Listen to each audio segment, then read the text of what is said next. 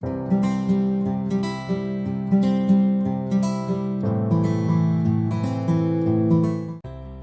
you know the song entitled "The Sound of Silence"? I will cut the lines from its third stanza. And in naked light I saw 10,000 people, maybe more. People talking without speaking, people hearing without listening, people writing songs that voices never share, and no one dared disturb the sound of silence.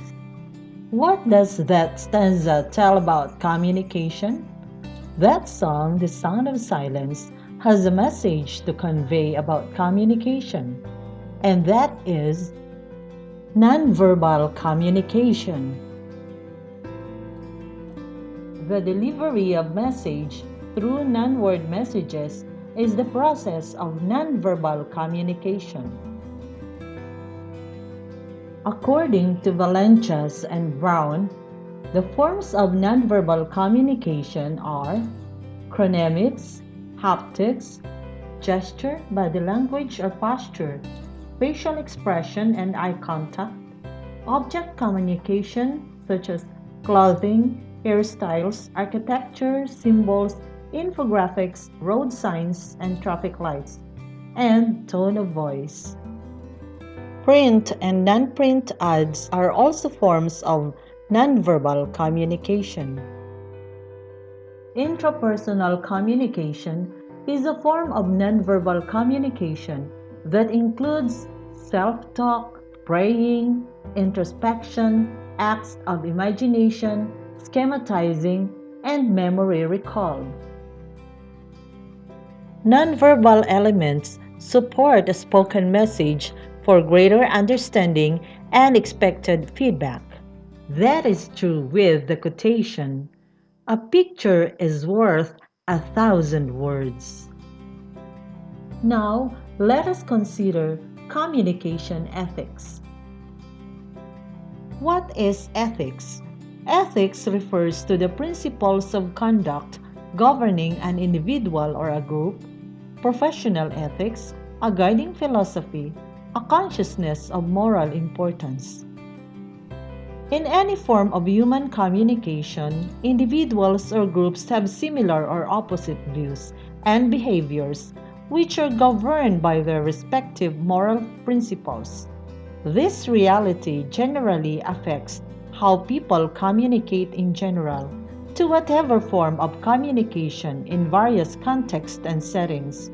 Thus, it is important to know and understand fundamental principles on ethical communication. The next items are the ethical factors significant in the discussion of communication ethics. Building an information network. One of the goals of communication is to establish an array of communication networks where there is an open access to various information shared by all participants within a communicative entity. However, not all information should be shared or disseminated, especially if it is fake or of high confidentiality. Credibility and trustworthiness are built, which makes a speaker communicatively ethical. Engaging and participating. It is a responsibility to be actively involved in various discussions, employ critical listening, and speak out what is in the mind. This is to avoid monopoly of talking and give way to a number of choices, possibilities, and alternatives. Speaking with the heart. Relationship is one of the keys to effective communication. To establish it, one must build a sense of sincerity and commitment every time he or she talks to someone. Choose the right word that may not offend or humiliate a person. Being responsible and careful with what is being said is ethically moral. Condemning discrimination. Avoid any kind of communication that leads to distortion, intolerance, intimidation, stereotyping, hatred, coercion, and violence. Instead, commit to communication that promotes personal conviction by being fair and just, respecting and understanding each other. Before judging and evaluating a view or a perspective, learn first to respect and understand the content of what is said. This opens a diversity of perspective and tolerance, which is fundamental to human interaction.